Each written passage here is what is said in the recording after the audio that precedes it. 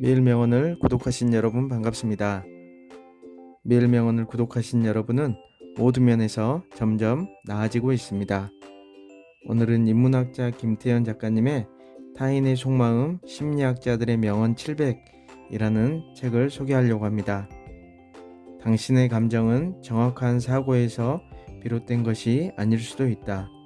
불쾌한 감정은 단지 당신이 무언가를 부정적으로 생각하고 그렇게 믿고 있다는 걸 말해준다. 당신의 감정은 마치 새끼 오리가 어미 오리를 졸졸 쫓듯 생각이 뒤따라 나타날 뿐이다. 데이비드 D. 번스. 행복한 인생을 살고 싶다면 어떻게 해야 할까요? 당연히 행복한 시간을 만들면 됩니다. 지적인 인생을 살고 싶다면 마찬가지로 지적인 시간을 만들면 됩니다. 스스로 인생을 불행하게 살고 싶은 사람은 한 사람도 없습니다. 모든 사람들은 불행한 삶을 살기를 바라지 않으며 행복하게 살기를 바랍니다. 저자는 30년 동안 1만 권의 독서에서 찾아낸 심리학자들의 인간 탐구 명언들을 통해서 자신과 타인의 속마음을 이해하는데 저희에게 통찰을 줄 것입니다. 매일 명언을 청취하신 여러분들을 응원합니다. 성공한 사람의 잠재력에 대해 말콤 글래드웰. 모든 동물 중에서 오직 인간만이 미래를 예측하는 능력을 가졌다. 이 능력으로 우리는 한 치 앞을 볼 수도 있고 10년 앞을 볼 수도 있다. 이 능력이 인생에서 모두 중요하게 가능하게 하는데 사람에겐 잠시 후를 위해 지금 해야 할 일이 있고 먼 훗날을 위해 지금부터 해야 할 일이 있기 때문이다. 그런데 이 잠재력은 누구에게나 있는데 왜 성공하는 사람은 소수일까? 어느 심리학 연구 결과에 따르면 사람에겐 미래를 예측하는 능력이 있지만 각자 다른 길이의 시간 전망에 따라 사회적 성공 여부가 달라진다고 한다. 길게 큰 그림을 보는 능력은 우리의 무의식 속에 숨겨져 있다. 그런 무의식과 잠재력 그리고 1만 시간의 법칙을 이야기한 심리학자가 있다. 성공은 무서운 집중력과 반복적 학습의 산물이다. 분석하지 말고 통찰하라. 첫 2초가 모든 것을 가른다. 우리는 신뢰와 경험을 통해 배운다. 말로만 가르치는 데는 한계가 있기 때문이다. 세상은 거대한 골리앗이 아니라 상처받은 다윗에 의해 발전한다. 연습은 당신이 완벽할 때 하는 것이 아니라 당신을 완벽하게 만들기 위해서 하는 것이다. 사람의 감정은 안에서 바깥으로 나온다. 하지만 정서적인 감염은 반대로도 가능하다. 만약 내가 당신을 미소 짓게 할 수 있다면 나는 당신을 행복하게 만들 수 있다. 천재는 재능이 있어도 1만 시간을 쏟아 부어야 비로소 관찰할 수 있다. 순간적인 판단이 한참을 심사숙고한 끝에 얻어진 결론만큼이나 훌륭할 때가 많다. 그 어떤 재능이든 완전하게 발달하고 표현되기 위해서는 엄청난 양의 연습이 필요하다는 것이다. 완벽한 재능을 타고난 사람은 없다. 우리는 성공한 사람은 모두 단단한 도토리에서 나왔다고 생각한다.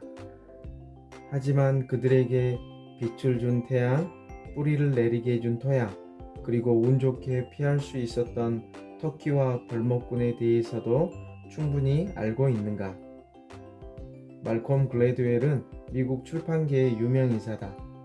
그는 미세한 사고나 경향이 대중에게 침투하여 주류에 편입되는 과정을 설명한 아웃라이어로 많은 독자의 관심을 끌었다. 이 책에서 유명한 1만 시간의 법칙을 언급함으로써 많은 주목을 얻게 되었다. 한마디로 인기 있는 사람이 되어 성공하는 법을 출판하여 성공을 거두었다. 그의 두 번째 베스트셀러인 블링크는 심리학서로 사람이 눈 깜빡할 사이에 어떤 무의식적 기능이 작동하는지 설명한 책이다. 글래드웰은 사회학, 심리학, 범죄학, 마케팅 등 다양한 분야에서 일군 과학적 연구 결과를 일화로 엮어 대중 독자들에게 새로운 시각을 선사하는 탁월한 능력의 소유자다. 우리가 거지에서 부자로 거듭나는 성공담을 입에 올리는 이유는 외로운 영웅이 덮쳐오는 고난과 맞서 싸우는 이야기가 우리를 매료시키기 때문이다. 가치 있는 일은 아이들에게 열심히 일하고 스스로를 책임지며 사고력과 상상력을 발휘하면 자신이 원하는 대로 세상을 바꿀 수 있다는 교훈을 준다. 문화적 배경은 우리가 세계를 이해하는 방식을 결정함으로써 우리의 태도와 행동을 결정한다. 어느 분야에서든 세계 수준의 전문가가 마스터가 되려면 1만 시간의 연습이 필요하다. 1만 시간은 대략 하루 3시간, 일주일에 20시간씩 10년간 연습한 것과 같다. 천재는 있다. 단지 꿈속에서만. 혼자서 성공하는 사람은 없다. 그들의 성공은 특정한 장소와 환경의 산물이다. 성공에 반드시 필요한 기회는 때로 우리가 살고 있는 시대로부터 온다. 역사가 우리에게 보여주는 특정한 시간과 공간 속의 특별한 기회에서 오는 것이다. 일에 의미가 없고 가치가 없을 때 힘든 일은 감옥 같은 일이 되어버린다. 그러나 가치가 있으면 그 일을 찾아낸 사람은 오히려 아내의 허리를 붙잡고 춤을 추게 된다. 재능보다 태도가 중요하다. 스스로에게 예상치 못한 것을 예상해보자. 미래는 아직 비어 있으니까. 글래드웰은 저서 블랭크에서 첫인상의 중요성을 말한다. 우리의 뇌가 사람을 보고 순간적으로 내린 판단은 틀릴 가능성이 생각보다 적다는 말이다.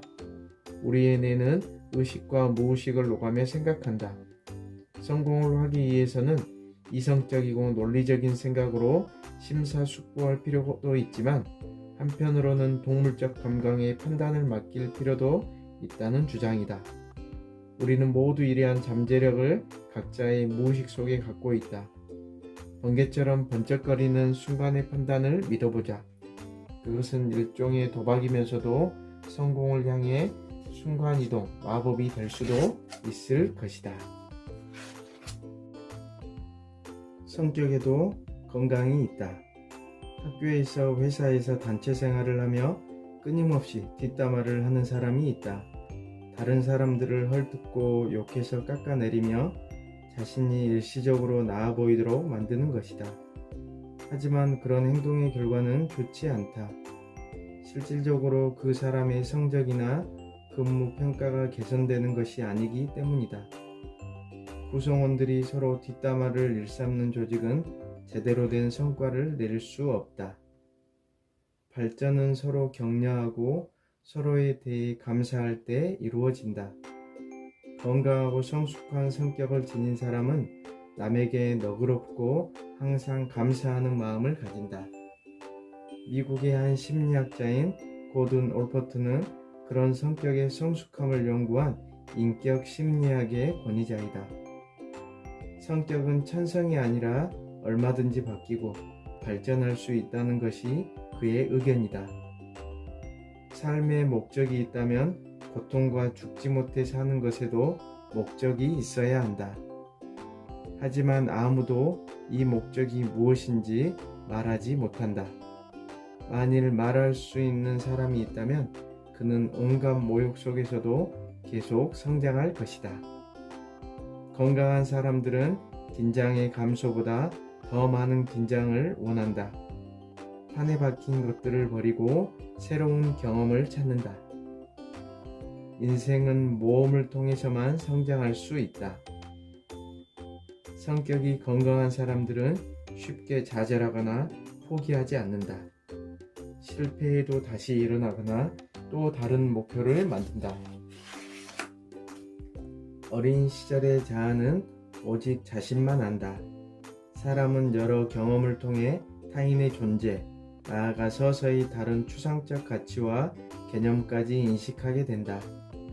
이 같은 성숙은 여러 활동이나 어떤 이념에 진정으로 참여할 때 진행되며 그 과정을 성실히 수행할수록 심리적으로 더 건강해진다.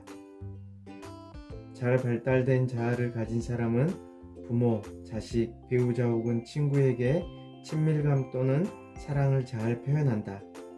이들은 사랑하는 사람과 그 외의 사람까지도 자신의 삶만큼 중요시 여긴다. 건강한 사람은 누구에게나 약점이 있다는 것을 인정하고 자신의 약점과 나약함도 자연스럽게 받아들인다. 그러나 신경특적 환자는 자신의 약점을 바라보려 하지 않을 뿐더러 다른 사람의 사소한 문제를 받아들이지 못해 관계 맺기에 끊임없이 어려움을 겪는다. 현재의 성공에 만족한다면 그 만족감이 언젠가는 실망감과 불만으로 다가올 것이다. 미성숙한 사람은 나는 어쩔 수 없이 이렇게 행동하지 않으면 안 돼라고 말한다. 하지만 성숙한 사람은 나는 이렇게 행동해야 한다라고 단호히 말한다. 나는 내가 되고자 추구하는 바로 그것이다. 올프트의 특성 이론과 충동에 관한 연구는 학계에 큰 영향을 미쳤다. 그는 건강한 성격을 성숙한 성격이라 여겼으며 성숙된 성격의 특성에 대해 연구했다. 20세기 초에 성립된 이론임에도 불구하고 그가 말한 미성숙한 성격과 성숙한 성격의 차이는 현대인의 특성에서도 찾아볼 수 있다. 예컨대 뒷담화를 일삼고 속이 좁으며 관계를 제대로 형성하지 못하는 사람은 성숙해질 만한 경험을 제때 많이 하지 못한 사람인 것이다. 또한 올퍼트는 모두 개인의 행동과 생각이 인생 전체의 산물이라고 강조한다. 즉 개인의 사상은 과거와 현재의 결실인 것이다. 그것은 인간이 자유의지를 가졌다고 하는 것과 같다. 인간의 행동은 효과의 법칙으로는 설명할 수 없으며 의도에 대해서 고찰하는 것만이 인간 행동에 관한 이해를 깊게 한다. 사람의 동기는 현재에 뿌리를 두며 의식적으로 미래지향적이며 과거에 묶여있지 않다. 나무의 생명은 그 씨와 더불어 계속된다. 그러나 그 씨는 더 이상 다 자란 나무를 계속 양육하거나 자양분을 주지 않는다. 유머 감각을 가지고 있다는 것은 안정되고 적응적이며 스트레스에 대처할 능력이 있고 자제심이 있고 우호적이며 화를 잘 내지 않으며 대범하다는 것과 동의어에 되었다. 폭탄은 제거할 수 있지만 마음속의 편견은 쉽게 제거할 수 없다. 원자의 비밀을 밝혀내는데도 오랜 시간이 걸친 노력과 수십억 달러에 이르는 돈이 필요했다. 누군가 언급했듯이 편견을 깨부수는 것보다 원자를 쪼개는 게 더 쉽다. 말은 폭력으로, 루머는 폭동으로, 가십은 학살로 발전하는 경향이 있다.